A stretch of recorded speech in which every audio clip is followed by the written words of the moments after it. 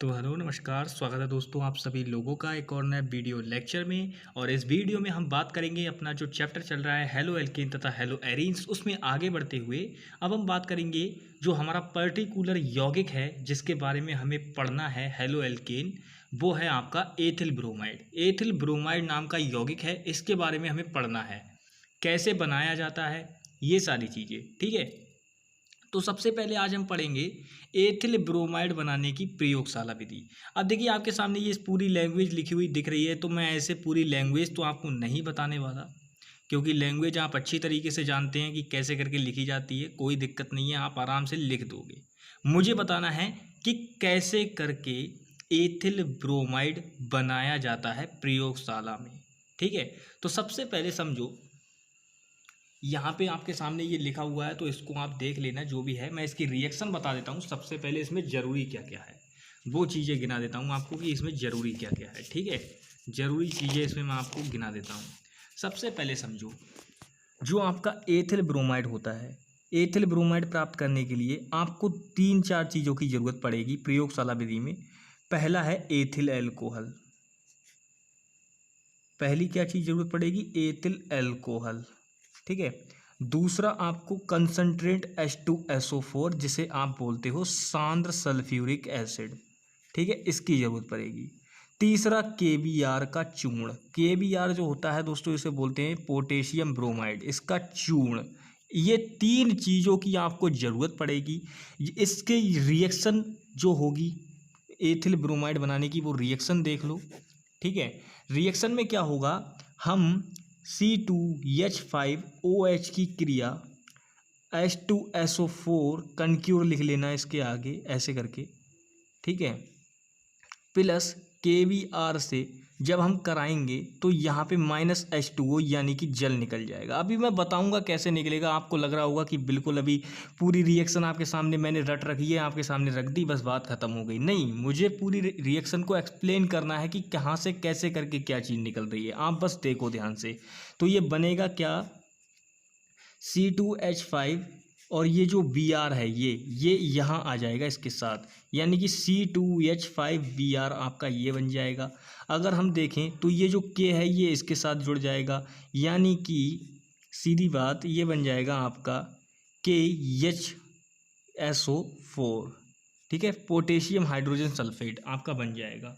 ठीक है, क्या बन जाएगा? Potassium hydrogen sulphate.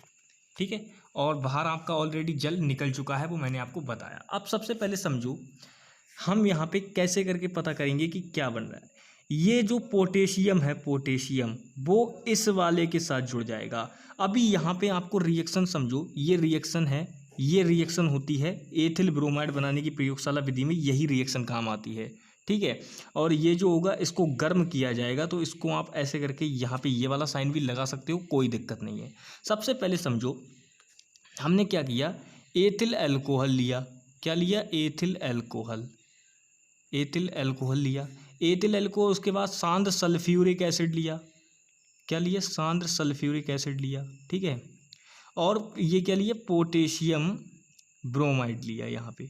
ठीक है, तो जब हम इन तीनों को मिलाकर आपस में इन तीनों को मिलाएंगे, फिर हम इनको जब गर्म करेंगे तो हमें एथिल ब्रोमाइड की वाष्प प्राप्त होगी। क्या प्राप्त होगी? एथिल ब्रोमाइड की वाष्प प्राप्त होगी, और पोटेशियम हाइड्रोजन सल्फेट नाम का एक और यौगिक बनेगा।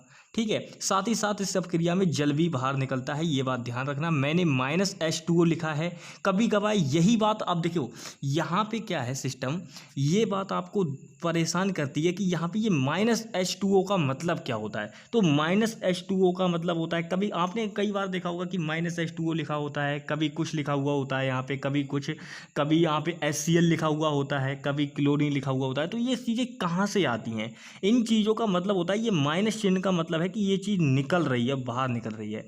अगर आप यहाँ पे -H2O आपको टफ लग रहा है, आपको समझ नहीं आ रहा है, तो आप इस -H2O को यहाँ पर ला सकते हैं और इसे लिख सकते हैं +H2O, यानी कि इस रिएक्शन को आप लिख सकते हैं C2H5OH की क्रिया H2SO4 जो कि कनक्यूर है यानी कि सांद्र है। ठीक है, प्लस KBr, और रिएक्शन आपने कराई यानी कि इसको गर्म किया, तो आपको प्राप्त हुआ C2H5Br प्लस, ठीक है, और KHSO4 प्लस H2O। आप ऐसे भी लिख सकते हैं इस रिएक्शन को, कोई दिक्कत नहीं है, आप इस प्रकार से लिख सकते हैं।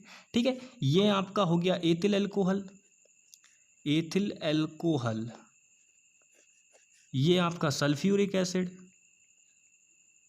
ये आपका सल्फ्यूरिक एसिड हो गया, ये आपका पोटेशियम ब्रोमाइड हो गया, पोटेशियम ब्रोमाइड, ठीक है, पोटेशियम ब्रोमाइड, ठीक है। और ये आपका क्या हुआ, एथिल ब्रोमाइड, जो कि ये क्या है, हेलो एल्केन है, एथिल ब्रोमाइड। ये आपका पोटेशियम हाइड्रोजन सल्फेट, आप इसका नाम भी लिख सकते हैं, ये वाटर हो गया, इसका नाम भी लिख सकते हैं, कोई दिक्कत नहीं है। सबके नाम लिखना जरूरी बहुत होता है, क्योंकि रिएक्शन में आपको मेन काम होता है केमिकल फार्मूला और उसके बाद उसका नेम, ठीक है। और रिएक्शन में ज़्यादातर हम जर्नल नेम ही यूज़ करते हैं, कभी भी IUPAC नेम का इस्तेमाल नहीं किया जा सकता है रिएक्शन को लिखने के लिए। IUPAC नेम का इस्तेमाल हम बहुत ही रेयर केसेस में करते हैं, वरना करते ही नहीं है। आपने कभी भी नहीं देखा होगा कि एथिल अल्कोहल की जगह एथेनॉल लिखा हुआ, कभी देखा है कि एथेनॉल की क्रिया सल्फ्यूरिक एसिड से करा दी? नहीं देखेंगे, आप एथिल अल्कोहल की क्रिया ही देखेंगे, क्योंकि सामान्य नाम हम यूज़ करते हैं, ठीक है। तो ये हो गई रिएक्शन, जिसकी मदद से हम, मतलब प्रयोगशाला विधि का जो सिद्धांत है, जो रिएक्शन है, वो यही है, सिद्धांत रिएक्शन यही है, ठीक है। यही रिएक्शन होगी। रासायनिक समीकरण लिखने को आ जाए प्रयोगशाला विधि की रासायनिक समीकरण एथिल ब्रोमाइड बनाने की, तो वो यही हो जाएगी रासायनिक समीकरण आपकी, ठीक है। तो आई होप कि आपको ये बात समझ में आई होगी। तो चलिए अब बढ़ते हैं आगे और आपको बताते हैं कि कैसे करके क्या बनता है, ठीक है। तो आपके सामने ये सारी चीज़ें शो हो रही हैं, आप अच्छी तरीके से इन्हें जानते हैं, आपने पढ़ रखा होगा, ठीक है, एक दो बार पढ़ा भी होगा कि कैसे करके बनाते हैं। तो एथिल ब्रोमाइड बनाने के लिए हम क्या करेंगे, सबसे पहले इसकी क्रिया सांद्र सल्फ्यूरिक एसिड से और पोटेशियम ब्रोमाइड लेंगे, यानी कि तीन चीज़ें हम लेंगे, एथिल अल्कोहल लेंगे, पोटेशियम ब्रोमाइड लेंगे और सांद्र सल्फ्यूरिक एसिड लेंगे। इन तीनों को मिलाकर जब हम इनको गर्म करेंगे तो हमें प्राप्त होगा एथिल ब्रोमाइड की वाष्प और पोटेशियम हाइड्रोजन सल्फेट, जो कि एक यौगिक है। अब ये चीज़ें प्राप्त होंगी तो सीधी बात है, ये तो रिएक्शन मैंने बता दी आपको, ये यहाँ पे जो भी है लिख रखा है। फिर आपको ये डायग्राम बनाना आना चाहिए, क्योंकि भाई डायग्राम बनाना बहुत ही इंपॉर्टेंट होता है। बायो और आपका फिजिक्स केमिस्ट्री, इन तीनों में डायग्राम पे भैया बहुत ज़्यादा फोकस किया जाता है, ठीक है। विधि आपके सामने ये लिखी हुई है, आपके पास भी लिखी हुई होगी, कोई दिक्कत नहीं है।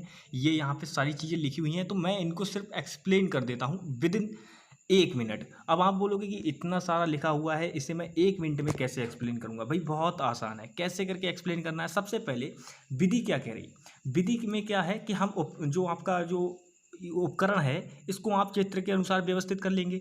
चित्र के अनुसार व्यवस्थित करने के बाद आप क्या करेंगे, गोल पेंदी के फ्लास्क में, गोल पेंदी का फ्लास्क लेंगे, उसमें आप क्या करेंगे, एथिल अल्कोहल का जलीय मिश्रण लेंगे, पोटेशियम ब्रोमाइड लेंगे और सांद्र सल्फ्यूरिक एसिड लेंगे। अब सबसे पहले समझें कि हम करेंगे क्या।